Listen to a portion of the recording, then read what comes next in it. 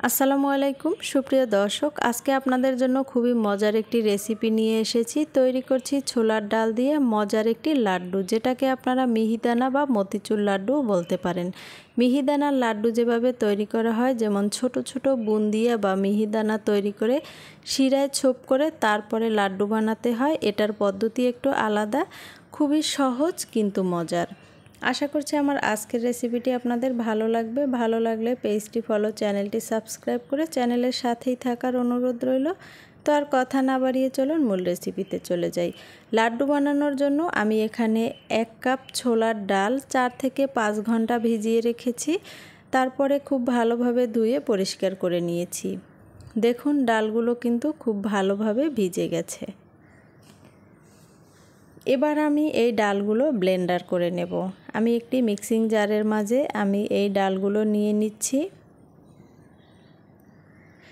এখানে পানি অ্যাড করার প্রয়োজন নেই, আর যদিও পানি অ্যাড করার প্রয়োজন হয় তবে 1 থেকে 1.5 টেবিল চামচ পরিমাণ পানি নিয়ে আপনারা এটাকে ব্লেন্ড করে নিতে পারেন। আমার ডালগুলো ব্লেন্ড করা হয়ে গেছে। দেখুন আমি এটাকে খুব ভালোভাবে ব্লেন্ড করে নিয়েছি। ডালটাকে কিন্তু আমি ভালোভাবে ব্লেন্ড করে নিয়েছি। এখন আমি এর মাঝে সামান্য পরিমাণ লবণ অ্যাড করব। আপনারা চাইলে লবণটাও বাদ দিতে পারেন। লবণটা দিয়ে আমি খুব ভালোভাবে মিশিয়ে নিচ্ছি। মিশিয়ে নেওয়া হয়ে গেছে।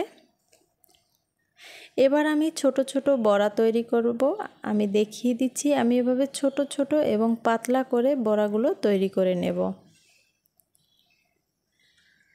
চুলায় একটি প্যান বসিয়ে আমি পর্যাপ্ত পরিমাণ সয়াবিন তেল নিয়ে আমি তেলটাকে গরম করে নিচ্ছি।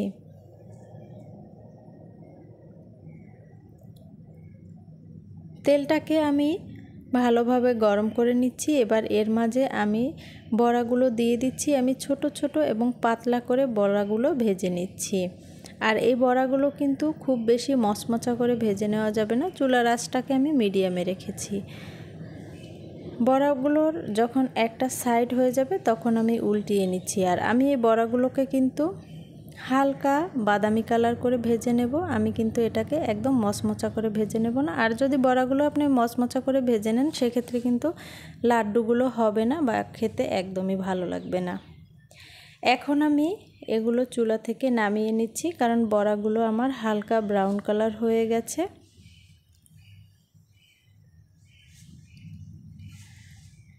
সবগুলো বড়া ভেজে নেওয়া হয়ে গেছে। এবার আমি এই বড়াগুলোকে ছোট ছোট করে ভেঙে নিচ্ছি।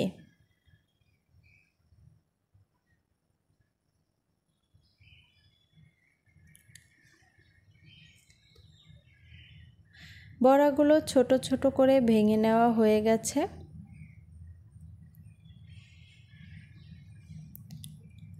এখন আমি এগুলোকেও ব্লেন্ড করে নেব।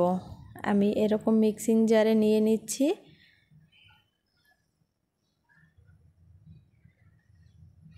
নিয়ে আমি ব্লেন্ড করে নিচ্ছি। ব্লেন্ড করা হয়ে গেছে। দেখুন এটা ব্লেন্ড করার পরে কেমন হয়েছে। এটা কিন্তু একদম মিহি হয়ে যায়নি, এটা কিন্তু অনেকটা দানা দানা ভাব আছে।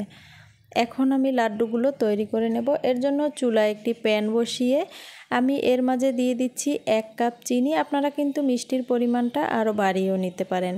এবার এর মাঝে দিয়ে দিচ্ছি 1/2 কাপ পরিমাণ পানি। দিয়ে দিচ্ছি 2টি এলাচ। আমি এভাবে এলাচের মুখটা একটু ফাটিয়ে নিয়েছি। এখন আমি এই মিশ্রণটা একটু নেড়েচেড়ে নিচ্ছি, আর এটা বলক আসা পর্যন্ত অপেক্ষা করব। আমি কিন্তু এটাকে খুব বেশি সময় জাল করব না, জাল করে ঘন করব না। এই শিরাটা যখন এভাবে বলক চলে আসবে এর মাঝে দিয়ে দিচ্ছি আমি সামান্য পরিমাণ ফুড কালার। আমি এখানে রেড ফুড কালার নিয়েছি। আপনারা চাইলে অরেঞ্জ কালার, ইয়েলো কালার, যে কোনো কালারটাই আপনারা দিতে পারেন। এবার এর মাঝে আমি নিয়ে নিচ্ছি সেই বড়ার মিশ্রণটা। দিয়ে আমি চুলার আঁচ একদম লোতে করে দিয়ে আমি এটাকে নেড়েচেড়ে মিশিয়ে নিচ্ছি। অবশ্যই এই পর্যায়ে চুলার আঁচটা লোতে রাখতে হবে। আমি চুলার আঁচটা লোতে রেখে আমি এটাকে নেড়ে চেড়ে জাল করে নিচ্ছি। এবার এর মাঝে যে আমি এলাচের টুকরা দিয়েছিলাম এটাকে উঠিয়ে নিচ্ছি। আর দেখুন এটা কিন্তু প্যানের গা ছেড়ে আসছে, এর মানে আমার এই লাড্ডুর মিশ্রণটা একদম রেডি। এবার আমি এটাকে চুলা থেকে নামিয়ে নিচ্ছি। এবার একটি প্যানে আমি নিয়ে নিলাম 1 টেবিল চামচ পরিমাণ ঘি।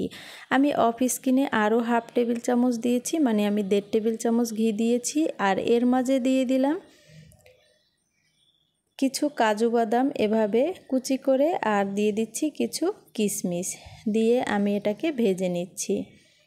যখন বাদামের কালারটা হালকা ব্রাউন কালার হয়ে যাবে আর কিশমিশগুলো ফুলে উঠবে, ঠিক এ পর্যায়ে আমি এটাকে চুলা থেকে নামিয়ে নিচ্ছি। আমার এই মিশ্রণটা কিন্তু হয়ে গেছে। চুলা থেকে নামিয়ে আমি সাথে সাথে সেই লাড্ডুর মিশ্রণের মাঝে ঢেলে দিচ্ছি। ঢেলে আমি এভাবে নেড়ে চেড়ে খুব ভালোভাবে মিশিয়ে দিচ্ছি। আর এই ঘিয়ের বাগারটা দিলে হয় কি, এই লাড্ডুটা থেকে কিন্তু দারুণ একটি ফ্লেভার আসে আর এটা খেতেও কিন্তু বেশ ভালো লাগে। আপনারা কিন্তু এখানে কাজু বাদামের পরিবর্তে আপনাদের পছন্দ মতো যে কোনো বাদামই অ্যাড করতে পারেন। খুব ভালোভাবে মিশিয়ে নেওয়া হয়ে গেছে। এবার আমি এটাকে চুলা থেকে নামিয়ে নেব। কিছুটা ঠান্ডা করে আমি এরকমের একটি চামচের সাহায্যে আমি লাড্ডুগুলো তৈরি করে নিচ্ছি, যাতে আমার সবগুলো লাড্ডু একই সমান হয়। আমি এভাবে হাত দিয়ে ঘুরিয়ে ঘুরিয়ে লাড্ডুগুলো তৈরি করে নিচ্ছি।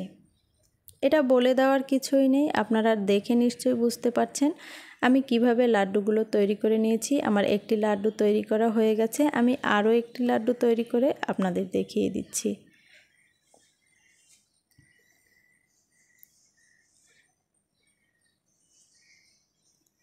দেখুন আমি এরকম হাতের তালুতে নিয়ে একটু ঘুরিয়ে নিয়েছি, যাতে এটার উপরটা খুব সুন্দরভাবে স্মুথ হয়ে যায়।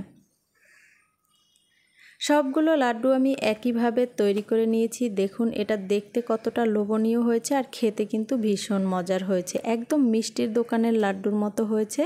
আশা করছি আমার আজকের রেসিপিটি আপনাদের ভালো লেগেছে।